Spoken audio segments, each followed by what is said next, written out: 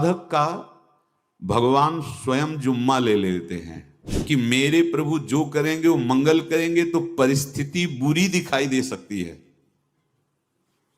परिस्थिति भयावह दिखाई दे सकती कि अब तो सब गया ऐसा लगेगा, लेकिन वो बहुत बड़े के हाथ में नियंत्रित है परिस्थिति।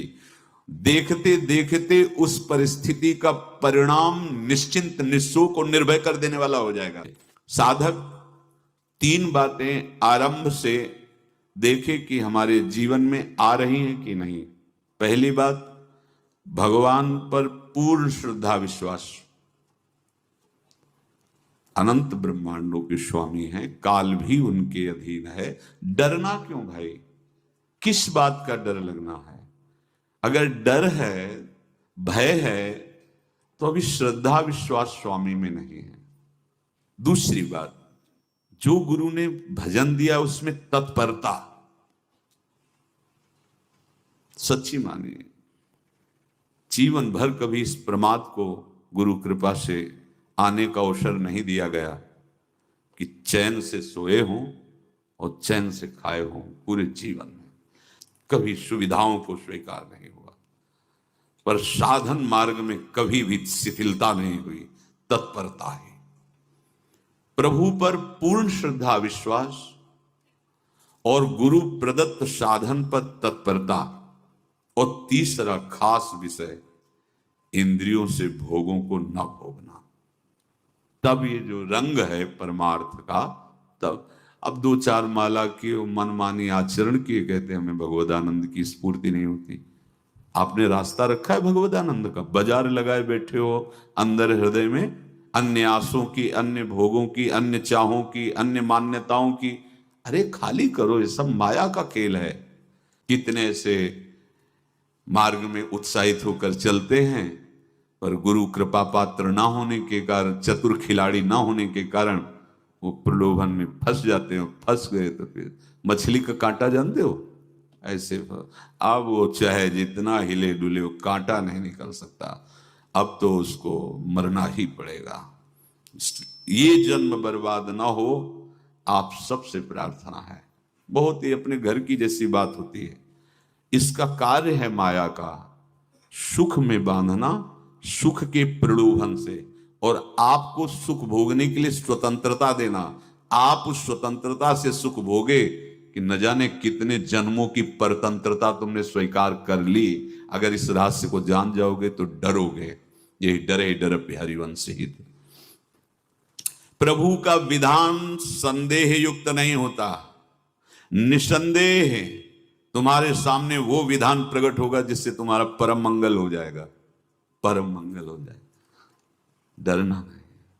बताया नहीं तो एक बार प्रेम भगत की बात, तो हमारे पास प्रेम जी आते थे, बहुत नाम जापक थे, श्री हरिवंश श्री हरिवंश। तो उनसे पूछा आपकी ऐसी नाम निष्ठा कैसे आई? तो उनका गलती से नाम निष्ठा कैसे आती है? तो किसी पद के अधिकारी थे जिसमें किसी कानून के विरुद्ध उसमें दस्तखत कर देने से करोड़ों रुपया उनको प्राप्त होना था। तो रात्रि में ऑफिस में बुलवा के उन्होंने वो गलती कर दी दस्तखत की। बड़े अधिकारी थे और वो उनको पता नहीं था कि वो षड्यंत्र है, और पहले से कैमरा रख दिया गया था। पूरा वीडियो लेते देते, बातचीत करते, दस्तखत करते, सब प्रमाण। तो सुबह जो उनकी आरती उतारी गई समाज में, तो बस घर वाले भी उनसे कि जैसे पुत्र थे पत्नी कि पिताजी पापा आपसे ऐसी आशा थी, मार दिया हम सब लोगों को आपने। कब हम लोगों ने धन की मांग की आपसे, आप इस अवस्था में ऐसा कर। तो घर से ये वचन और बाहर तो सब उपहास उनका, और उन्होंने निश्चय किया रात्रि में आत्महत्या कर लेंगे। एक कर्म बड़ा विचित्र होता है। पर वो वृंदावन पहले से आते थे और हरिवंश उपासकों से मिलते रहते थे। गुरुदेव भगवान से भी उनका परिचय था। गलती किसी से भी हो सकती है, चूक है। यही तो है ना, कंचन कामिनी कीर्ति कहीं भी लुभायमान। शायद उनके मन में लगा होगा कि दस्तखत कर लेंगे और मिल जाएगा, वृंदावन वास करेंगे, झंझट छूट जाएगी। कुछ ना कुछ ऐसा आया होगा, क्योंकि वो अधार्मिक प्रवृत्ति के नहीं थे, पर क्रिया तो हो गई ना, वो षड्यंत्र था। वो उन्होंने सोचा रात्रि में अब हम प्राण त्याग देंगे। तो धाम आना और रसिकों के संग के प्रभाव से एक दिव्यता प्रकट हुई। वो सबके सामने सोने का नाटक करके लेट गए, तो परिवार वालों, नजर तो सबकी थी कि विकसित हैं, परिवार वालों को लगा सो गए। तो रात्रि जब सोए थोड़ा ऐसे तो वास्तविक नींद आ गई, और स्वप्न में देखा कि कोई उनसे कह रहा, देखो तुम्हारे सिरहाने सेवक वाणी रखी है, इसको पकड़ो, मरने की जरूरत नहीं, सब ठीक हो जाएगा। जगह तो सेवक वाणी सिरहाने रखी हुई थी, जैसे एक भक्त को तुलसी दल नामक ग्रंथ सिराने रखा। अरे अलौकिक शक्ति संपन्न भगवान और भगवान के पार्षद हैं। बस सब बात हट गई, और उनकी जिह्वा और उनके मन ने, जैसे ना मरने वाले को प्राण मिल जाए कि भाई प्राण रक्षा, ऐसा को श्री हरिवंश हमारे रसिक समाज में जब वो आते थे उनका अच्छा सम्मान होता था।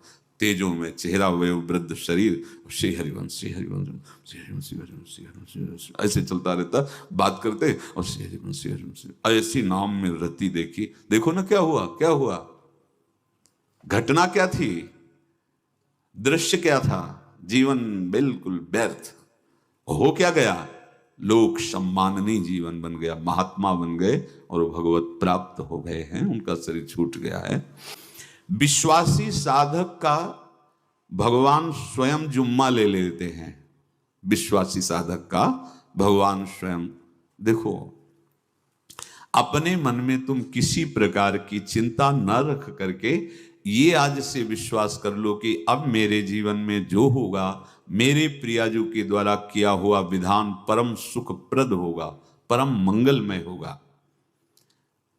विश्वासी भक्त का जब ये स्वभाव निश्चय हो जाता है कि मेरे प्रभु जो करेंगे वो मंगल करेंगे, तो परिस्थिति बुरी दिखाई दे सकती है, परिस्थिति भयावह दिखाई दे सकती कि अब तो सब गया ऐसा लगेगा, लेकिन वो बहुत बड़े के हाथ में नियंत्रित है परिस्थिति। देखते देखते उस परिस्थिति का परिणाम निश्चिंत, निःशोक और निर्भय कर देने वाला हो जाएगा। भयभीत मत होना।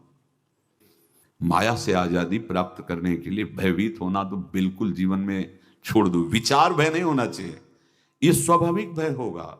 अभी कोई ऐसी आवाज आ जाए, वो ऐसे स्वाभाविक होता है, उस पर तर्क वितर्क नहीं किया जाता। विचार भय नहीं होना चाहिए। जानते हो तुम्हारा जीवन, तुम्हारे प्राण, तुम्हारा शरीर हरि को समर्पित है, और हरि के अधीन काल है, कुछ नहीं हो सकता, और जो कुछ होगा वो परम मंगल होगा। किसी भी अड़चन को भगवान के सौहार्द के सामने अड़चन मत मानना। हम अगर अड़चन को दूर करने का प्रयास करेंगे तो अड़चन हमें फंसा लेगी, अड़चन। और यदि भगवान पे विश्वास कर लिए तो वही अड़चन अर्चन बन जाएगी, उपासना बन जाएगी। मान लीजिए बात, मान लीजिए आप लोग तो गृहस्थ में देखा होगा, हमने देखा है, बच्चा गिरा, रोने लगा, माँ उठाने आई, छाती से लगाया, वो माँ के थप्पड़ मार रहा है। यद्यपि वो कुछ जानता नहीं, पर भाव जब उसके देखे, बलिहार है इस वात्सल्य की, बलिहार है, ये माँ को मार के कह रहा है, थप्पड़ मार के, अब तू छाती से लगा रही, जब गिरा और चोट लगी तब तू कहाँ थी, क्यों ले उठाया, यह अधिकार। हरि वो तो अल्पज्ञ माँ है, पर हम तो सर्वज्ञ हरि के वात्सल्य में डूबे हुए हैं, हमको तो भय बिल्कुल नहीं होना चाहिए।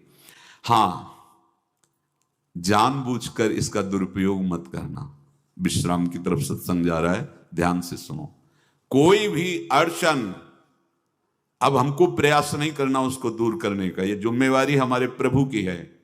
और प्रभु के ऊपर अगर आपने भरोसा दृढ़ कर लिया तो हर अड़चन अर्चन बन जाएगी, भगवान की पूजा बन जाएगी। पर देखो, इस बात को लेकर के हमें अशुद्ध आचरण नहीं करना, गंदी बात पे नहीं उतर जाना कि आप बचा लेना जो भगवान हो। तो नहीं बचाएंगे, हम तुम्हें बता रहे। अगर उनको चैलेंज करोगे ना कि सत्संग में सुना है कि आप बचाते हो, बचा लेना भला, तो नहीं बचाएंगे। क्या करेंगे? डबल पिटाई करवाएंगे तुम्हारी, क्योंकि सुन के भी तुम मनमानी कर रहे हो ना, और जब पीटोगे फिर रोगे तो फिर बचा लेंगे। ये लीला बिहारी गुरु हैं, बहुत करुणामय है, इनसे उल्टा मत खेलना, नहीं तो अगर ये उल्टा खेलने लगे तो तुम पहचान ही नहीं पाओगे। कह रहे हैं अपने आचरण को जानबूझकर अशुद्ध ना करो, तुम्हारी सारी बुराइयों की जिम्मेवारी हरि ले लेंगे। शब्द पर ध्यान दीजिए, जानबूझकर तुम अपनी बुराइयों का प्रयोग मत करो, तुम्हारे में जो बुराई है वो श्री हरि स्वयं स्वीकार कर लेंगे, वो ठीक है। जैसे आग में मल पड़े या चंदन या लोहा पड़े या लकड़ी, आग सबको अपना रूप दे देती है, ऐसे हर बुराई हरि में जाके परम सद्गुण बन जाती है।